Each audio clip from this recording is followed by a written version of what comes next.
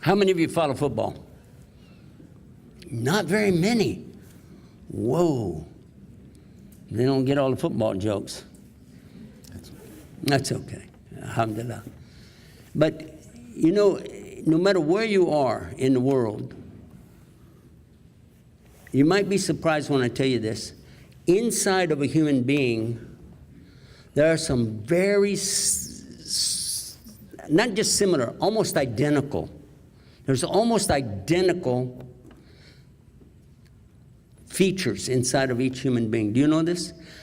Because according to psychiatrists, they tell us that every person has only two things that motivate them: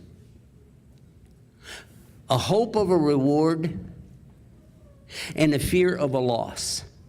You can boil down everything that we do, every desire of any kind that we have, you can boil it down to these two things. Why'd you get out of bed this morning? Because you had a fear of, if I stay here any longer, you know, I'm going to turn into a couch potato. Or I'm going to get a headache from sleeping too much, or, you know, or I'm going to miss out on my job, or I'm going to, and then also there was a hope of a reward. When I get out of the bed, there's something good, something better than what I got here. And that is really everything that we look for. And what's amazing about this is because there's a natural inclination, almost born into a human being, to want to worship. Even an atheist. Do we have anybody here that's atheist? Don't believe in God at all? It's like, forget about it. Have one? One only? Okay.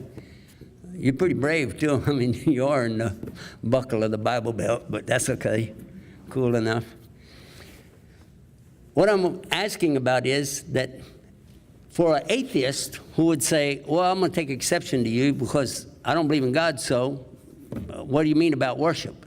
I didn't say that. Did I say that? I said no. I said do worship. Let's define what worship is. It is when you desire something so much that you're willing to sacrifice what other people would consider to be, well, abnormal. And then that's going to be defined by each person in a different way. But you're going to put everything into something that you want to go for, whether it's to get a degree, to make money, to have a better position, to have a cool spouse, if you know what I'm saying. Yeah, see? Now that look right there will get you in trouble, son. Your wife not here, is she? Yeah, I thought so. That grin. Ooh, yeah. All right, but do you see what I'm talking about? All right, you got the idea from what I just said. You picked up on it. So there is inside of each person this desire to do something, to advance themselves, to go out forward with a passion. There will be something in everybody's life that they're really gung-ho about. And if they don't have it at a particular time, this is some of their low points in their life. They'll say, I'm bored, this is boring, I can't take this anymore, this life stinks, blah, blah, blah. It's because they don't have this thing that they're trying to achieve. When there's achievers going out here, going for it, and this is out of desire. To do what? They're hoping for something. What is it that you're hoping for in this life?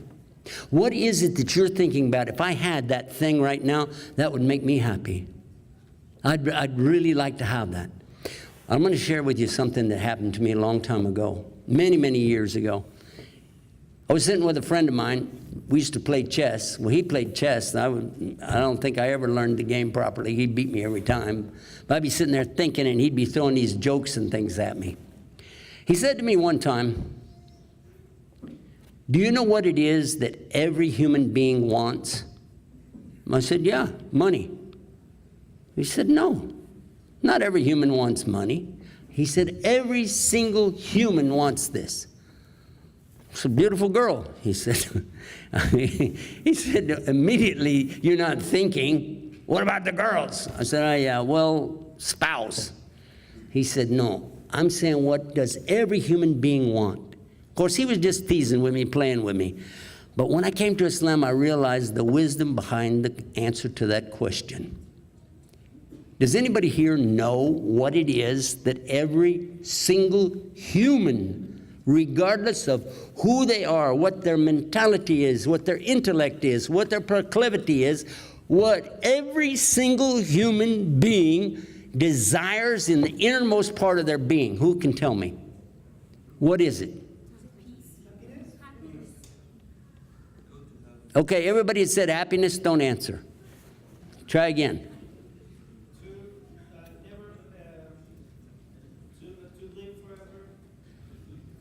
To live forever? No, that wouldn't work. That would not work because suppose somebody's really feeling bad and they'd say, I don't want to live like this. Sister, did you put your hand up? Yeah, go ahead. Peace. You know what? You're hiding behind somebody else's head. Salam. Ma salama. Salam. How many think peace? Now that we said it, it's all out there. Yeah. Peace. How many would disagree with that? How many would disagree? Because stop and think about it. All you really, when you say happiness, define happiness? Because happiness for you wouldn't be the same as for this one, right? But if what I get makes me go, how do I define that? Peace. If you could imagine not having any pain anywhere in your body, imagine this. Even sitting in these chairs where we are right now, you can feel the chair, right? What if you didn't feel that anymore? Oh, yeah. Huh? And maybe you feel like people are staring at me, I feel intimidated. What if you didn't feel that anymore? It's like, yeah? And for some people, they will say, well, I can do drugs or I can do alcohol. And I get that feeling for a little while, but then what happens later isn't worth it, right? No, it would not bring you lasting peace at all. So people want peace. Would we all agree on that? Okay, then let's move forward. If what I said is correct, if what every human being is after is what they define as bringing them peace, then I would like to explore what would offer that. Because when we set out every day, we go out with that in our mind, believe it or not. That's what all of us are doing. We're just looking for that one thing. But we're trying different ways to achieve the goal, true?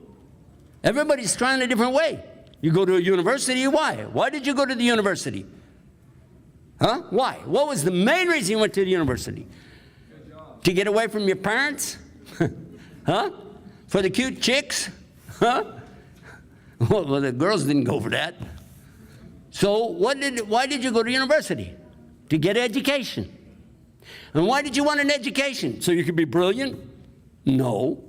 Because you want to get a good job. You want a career, which is the same thing as a job, but it's a fancier word, right? Job is only 3 letters, career is bigger, right? More impressive. I have a career. Yeah, whatever. You ever notice that when they give you the bigger titles that they don't have to pay you as much? I don't know. But what I'm getting at is that we all go out looking for something. Okay, now here we go. Went to the university, get a degree, and then what? Establish a practice of some kind, a profession, maybe a doctor, pharmacist, engineer, something, right? This is the idea. And then what? To get a job. This means you did all of that to get work. To work. You did it so you could work. Hello? Does the work bring you peace? When you go into work, you got to fight that traffic to get there every morning. And then you park the car where I'm going to park. How much to park my car? Oh my God, I hate New York. Yeah. Anybody been to New York? Try to park your car? Yeah. I could buy another car for that. Anyway, well, you know, I drive a car from Texas, so you know what they're worth, right? Anyhow, why did I want this career, to have this job, to do this thing, to fight the traffic, to get, and then when I get my paycheck, huh? After they take out for your retirement and take out for the taxes and take out for this thing and take out for that thing, there's not enough left after their takeout to buy any takeout, is there? Huh? What do you got left? So you need another job, right? A part-time job, or your wife has to work. So you could do what? And you got to have a big house, right? Who ever heard of a doctor that lives in an apartment? Doesn't work, man. I got to have a big place, right? An engineer, come on, man. You don't want me living in the back end of somebody's house. I got to have, I'm just saying. So we define all these other things, and we forgot what we really wanted was just peace. Peace. What will give you real peace? And what I'm saying is that is the born inclination in every human being. Every baby is born on this fitra. How many agree with what I just said? That's because you know Arabic. Every baby is born on the inclination of being, number one, obedient, surrendering, peaceful, sincere. No baby is born knowing how to lie. Did you know that? That's something that's acquired as they get exposed to the rest of us. Babies are not born with this inclination toward lying and cheating and stealing and hurting other people. Never. That's why the phrase, how famous is this phrase? Do you know I found it in almost every society on the planet, that in their language they have a phrase that means something like this: innocent as a newborn baby. And this is what we have in Islam as well, isn't it? So now that we got this idea that all of us are really seeking after something, when it comes to a belief system, some of us don't need any proof. We're just going to accept what we grew up with. We heard mom and dad say it, that's good enough. We went to the church, went to the temple, went to wherever. We heard blackety, blackety, blah, blah, and that's it. I buy it. That's good. It's good. It works for the family. It works for society. I mean, I really don't care. Just leave me alone. That's what most of us do. Most of the world does that. If you're in India, most of them are Hindu. When I was in Japan, almost everybody there is what? You don't know? Buddhist.